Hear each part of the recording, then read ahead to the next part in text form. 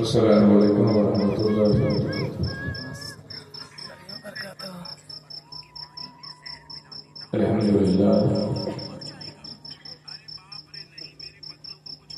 للہ نحمده ونستعینه ونؤمن به ونتوکل علیہ ونعوذ باللہ من شرور انفسنا ومن سیئات اعمالنا من يهده الله فلا مضل له ومن يضلل فلا هادي له ونشهد ان سيدنا ومولانا طبيبنا وطبيب قلوبنا شفاعنا وشفاء صدورنا قرة أعيننا ومطلوبنا ومحسودنا ومقصودنا وعلينا ومولانا محمدا عبده ورسوله أما بعد فأعوذ بالله من الشيطان الرجيم بسم الله الرحمن الرحيم اهدنا الصراط المستقيم صدق الله العظيم وصدق رسوله النبي الأمين الكريم ونحن على ذلك لمن الشاهدين والشاكرين والحمد لله رب العالمين۔ حضرات، جی لگا کے درود پاک کا نذرانہ پیش کریں۔ اللہم بارک وسلم صلاۃ و سلام علیک یا رسول اللہ دائما یا حبیب اللہ صلی اللہ تعالی علیہ وآلہ وسلم۔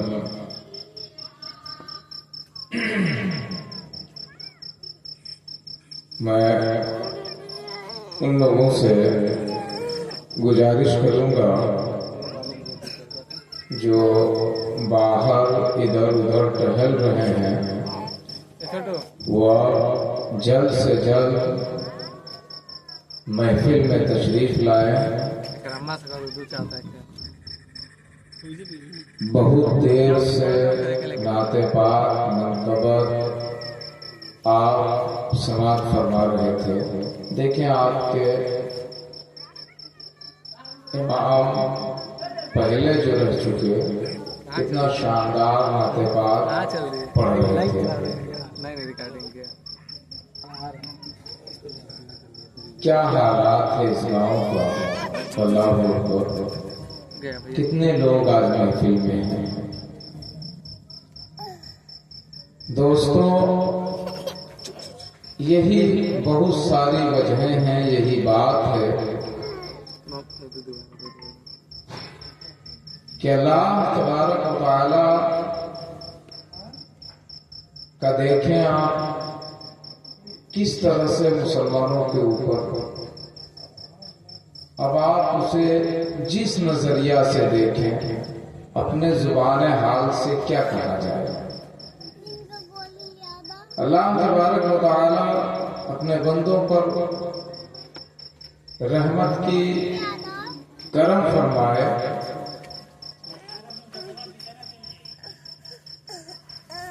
دوستوں، مسلمان کس دور سے آج گزر رہا ہے، کس دور سے مسلمان گزر رہا ہے، لیکن ابھی بھی مسلمانوں کے حالات کھل نہیں رہے ہیں۔ جانتے ہو، اسی ہندوستان کا واقعہ ہے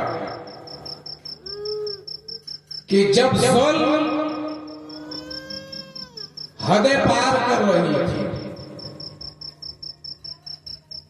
لوگ سمجھ رہے تھے کہ ہم ہی سب کچھ ہیں، اس وقت ہندوستانی انسان اقلیت میں آیا اور ان گوروں کے ساتھ پھر جنگ کا اعلان کیا ہے ہندوستانیوں نے انگریزوں کے ساتھ۔ وہ جسم کے گورے تھے لیکن دل کے اندھے تھے اور دل کے گندے تھے۔ اس وقت اسی ہندوستان کی تاریخ ہے کہ ایک عالم ربانی کا نام ہے مولانا کافی علی رحمہ۔ جب ظالموں نے گرفتار کیا تھا اور پھانسی کی سزا دیا تو انہوں نے اسے بہت ہی خوبصورت انداز سے چن کر کہا تھا اپنے دیش واسیوں سے کہ ہم سفیر و باغ میں ہے کوئی دم کا چہچہا، ہم سفیر و باغ میں ہے کوئی دم کا چہچہا، بلبلیں اڑ جائیں گی سونا چمک رہ جائے گا، اتلیو کم خواب کے پوشاک پہ نازا نہ ہو، اس تنے بے جان پہ خالی کفن رہ جائے گا۔ آج مسلمانوں حالات بڑے خراب ہیں کہ آپ ہمیں نہ جانے کس کس نام سے پکارا جا رہا ہے، وجہ بہت ساری۔ میں نے جو آیے کریمہ کی تلاوت کیا تھا، اہدنا الصراط المستقیم، اللہ ہمیں سیدھے راستے پر چلا۔ مختصر سے وقت میں کوشش کروں گا انشاءاللہ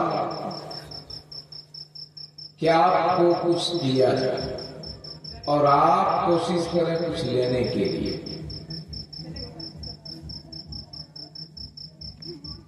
یہ جو پروگرام رکھا گیا ہے،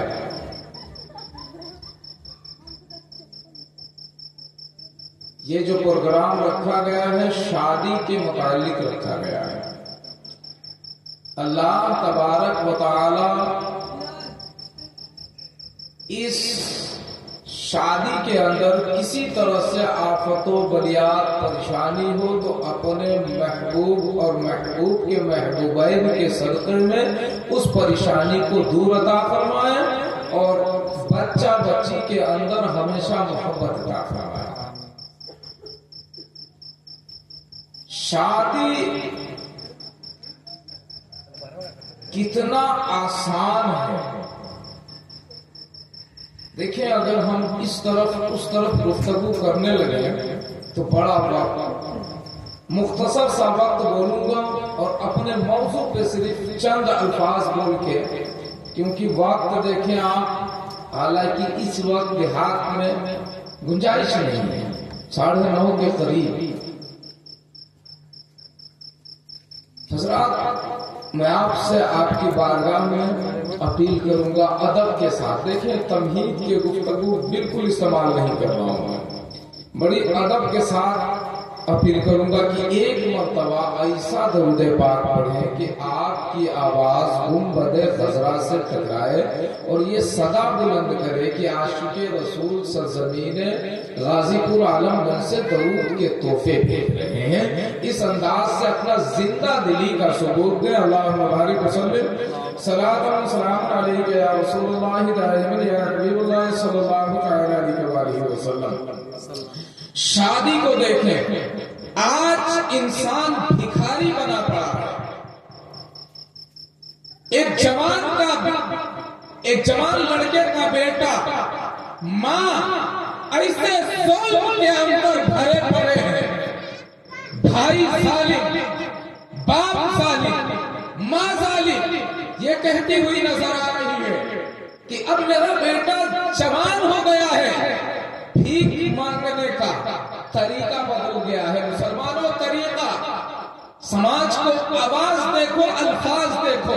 ایک باپ اپنے گھر میں یہ الفاظ بولتا ہے کہ اب فریج لانے کی ضرورت نہیں ہے، کولر کو خریدنے کی ضرورت نہیں ہے اور دیگر اشیاء ضرورت نہیں ہے، میرا بیٹا اب جوان ہو گیا ہے، اس کی شادی کریں گے، یہ تمام چیزیں ضرورت کی دہیز میں مل جائے گا، یہ فکر بنا پڑا ہے ہر مسلمان، ہر لوگ کا، الا ماشاءاللہ۔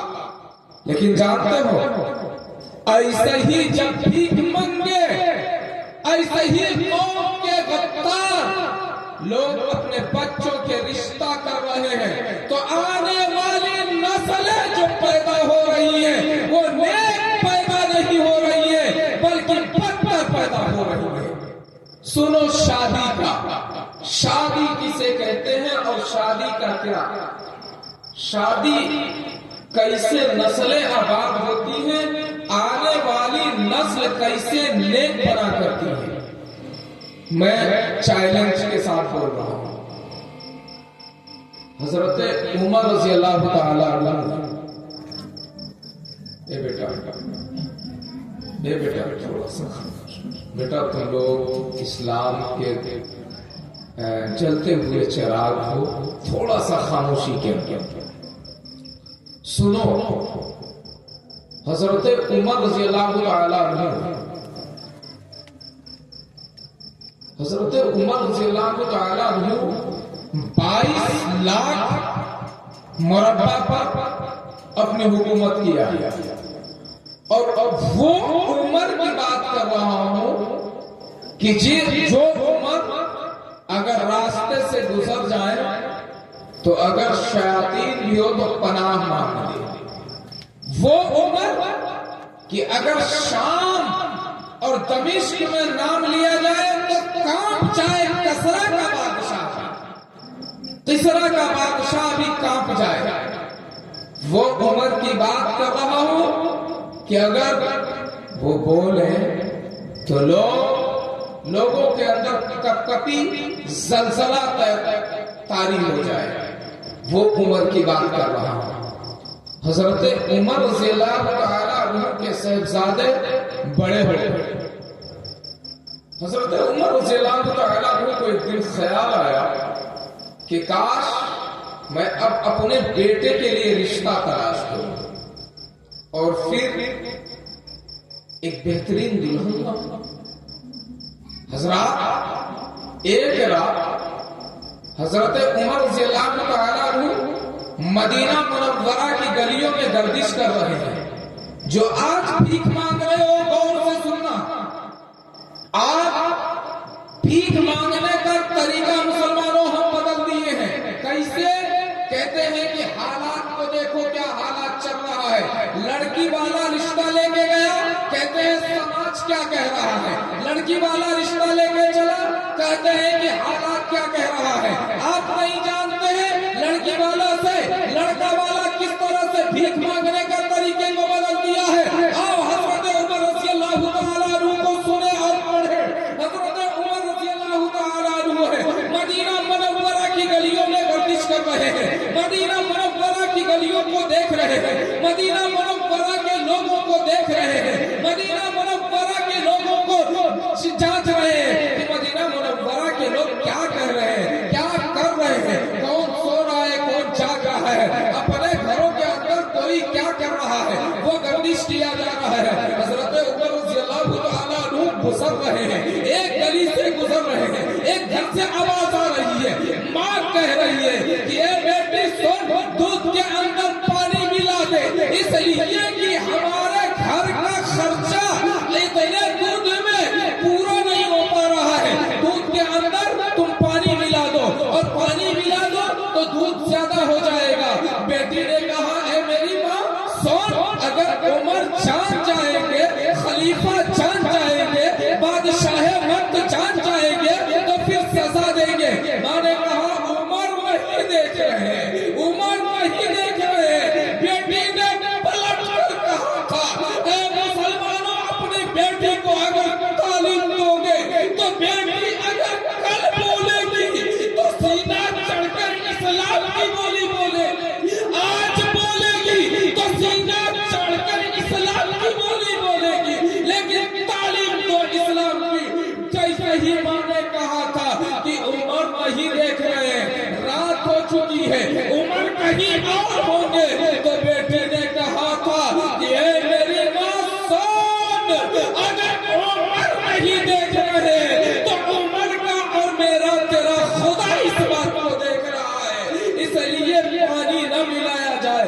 یہ حضرت عمر رضی اللہ تعالیٰ عنہ دیکھ رہے ہیں۔ حضرت عمر رضی اللہ تعالیٰ عنہ اپنے کان سے ان الفاظوں کو سن رہے ہیں۔ حضرت عمر رضی اللہ تعالیٰ عنہ نے اپنے غلام سے کہا کہ اس دروازے پر نشان لگا دیا جائے۔ الغرض صبح ہو گئی، صبح ہونے کے بعد آپ اپنے گھر تشریف لاتے ہیں، اور لانے کے بعد اپنی بیوی سے کہتے ہیں اے میری محترمہ، اے رفیق حیات، اے میری زندگی کے ساتھی، اے میری بہترین ساتھی، سنو آج میں اپنے بیٹے کے لیے بہترین رشتہ تلاش کر آیا ہوں۔ حضرت عمر رضی اللہ تعالیٰ عنہ کی بیوی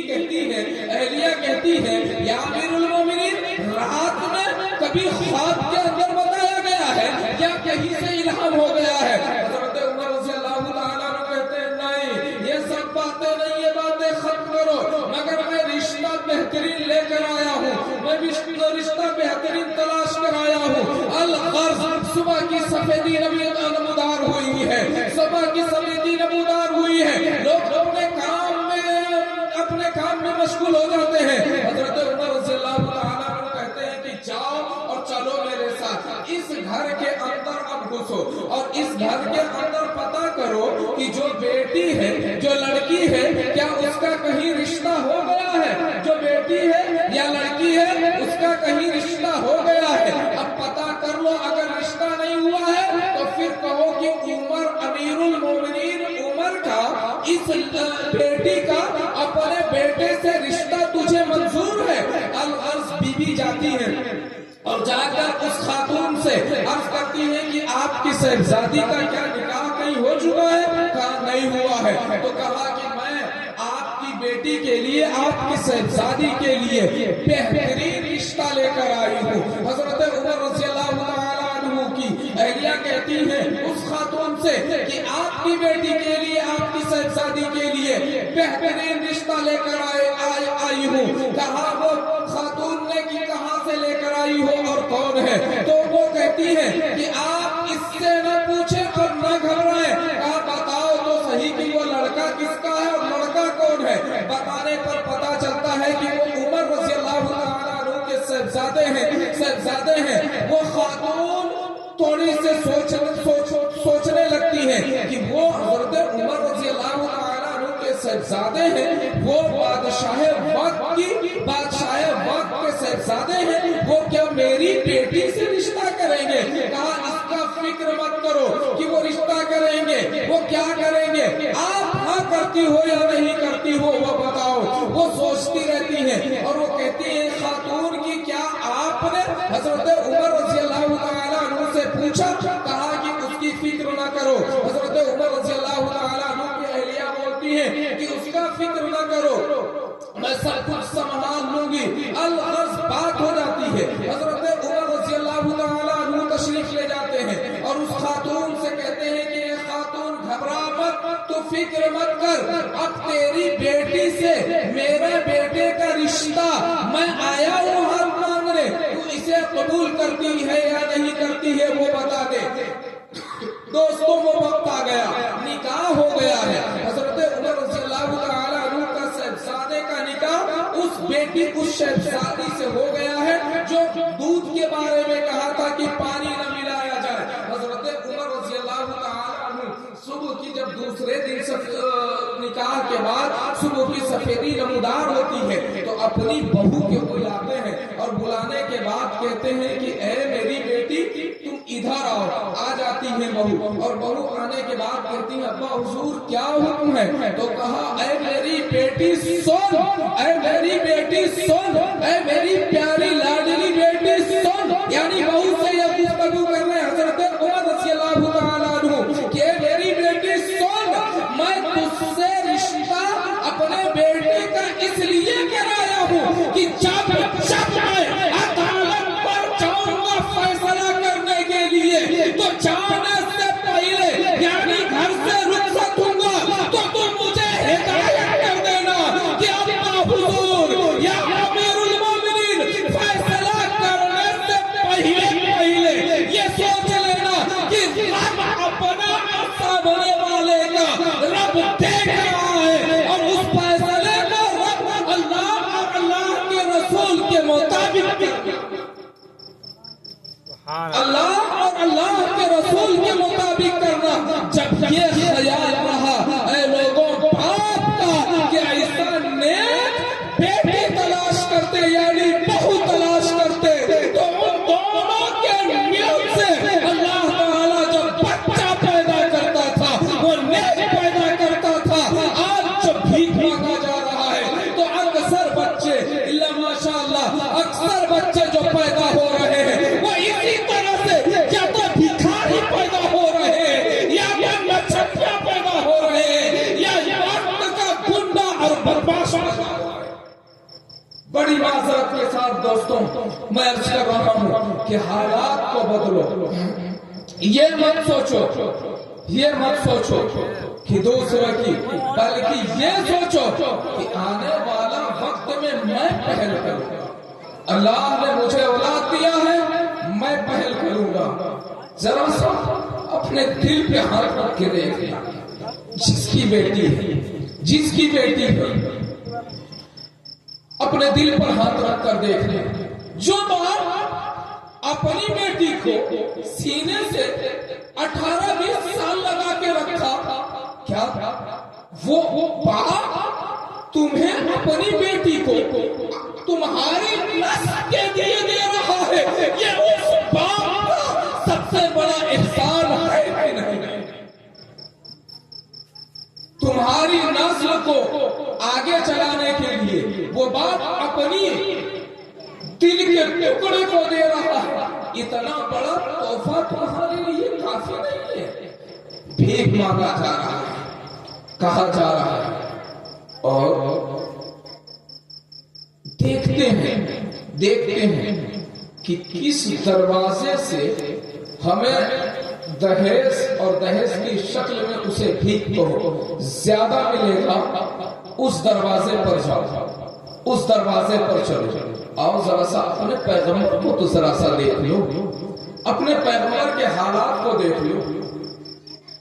ہمارے پیغمبر کی کئی بچیاں، کئی صاحبزادیاں، لیکن تمام صاحبزادیوں میں سب سے لاڈلی چہیتی بیٹی ہیں تو حضرت سیدہ فاطمہ الزہرا رضی اللہ تعالی عنہا۔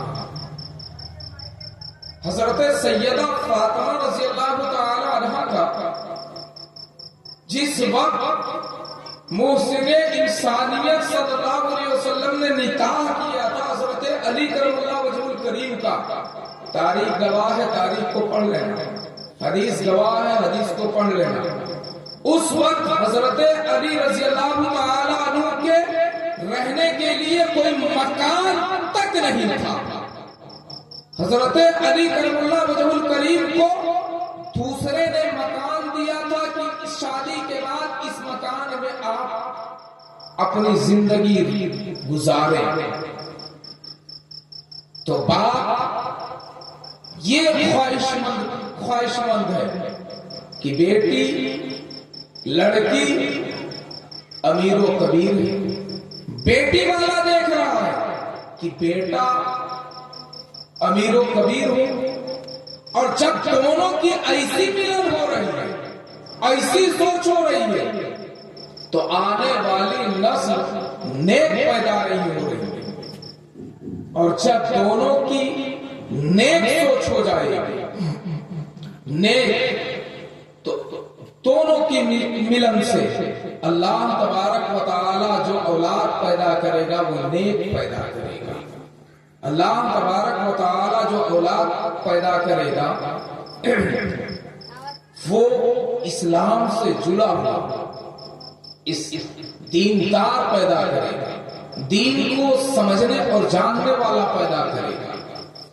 دوستو حالات کو دیکھیں ذرا، کس طرح سے حالات ہیں، کہاں ہم سب ہیں۔ کئی جگہ مسلمان روندے جا رہے ہیں، کئی جگہ مسلمانوں کے خون بہائے جا رہے ہیں، کئی جگہ مسلمان پریشان حال ہیں، لیکن حالات مسلمانوں کے کیا ہیں؟ ایسے ہی گزر رہے ہیں۔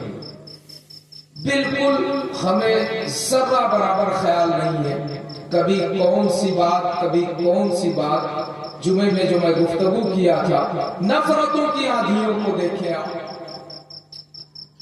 نفرتیں مسلمانوں کی کس طرح سے پھیل رہی ہیں۔ اگر ایک بھائی ہمارا ذرا سا اونچا بنتا ہے تو ہم سوچتے ہیں کہ ہم کسی طرح سے اسے کچل دیں۔ کبھی یہ فرق ہم نہیں محسوس کریں گے دوستو کہ ہمارا بھائی ہے، اللہ تبارک و تعالی نے اسے عنایت کیا ہے۔ اللہ کی بارگاہ میں ہم دعا کر دیں کہ ہمارا وہ بھائی ہے، کسی چیز میں، دنیا دار میں، دیندار میں، اگر میرا بھائی ہے بڑھ رہا ہے تو بڑھنے دیا جائے، لیکن ہم پاؤں کھینچنے کے لیے، ہم کہتے ہیں کہ میرا بھائی گالی دیا ہے، آپ کہتے ہیں میرا بھائی گالی دیا ہے، کوئی کہتا ہے رشتہ دار مقارب گالی دیا ہے، کوئی کہتا ہے پڑوسی گالی دیا ہے۔ الغرض ہم سب فتنے میں مبتلا ہیں اور بکھرے ہوئے ہیں، بکھرنے کی کوشش کر رہے ہیں۔ مسلمانوں جاگا جائے، جاگا جائے۔ حالات کیا کہہ رہے ہیں، حالات اس وقت کیا بول رہا ہے، اس وقت کیسا وقت بول رہا ہے کہ ہمیں ایک اور نیک بنا جائے، نیک بنا جائے۔ آخر بات سن لیں آپ، 9:40 ہو چکا ہے۔ آپ کہتے ہیں ہم کہتے ہیں، آپ کہتے ہیں ہم کہتے ہیں، کیا کہتے ہیں کہ یہ فلاں شخص ہے، ہمیں بڑی تکلیف دیا ہے، بڑا تکلیف دیا ہے، ہمارے ساتھ بڑی زیادتی کیا ہے، اس لیے ہم کبھی اس سے محبت نہیں کریں گے، اس کے پاس نہیں جائیں گے۔ دوستو ذرا سا سننا، ذرا سا سننا، اسلام کسے کہتے ہیں اور اسلام کے ماننے والے کیسے ہوا کرتے ہیں؟ بانی اسلام صلی اللہ علیہ وسلم، محسن انسانیت صلی اللہ علیہ وسلم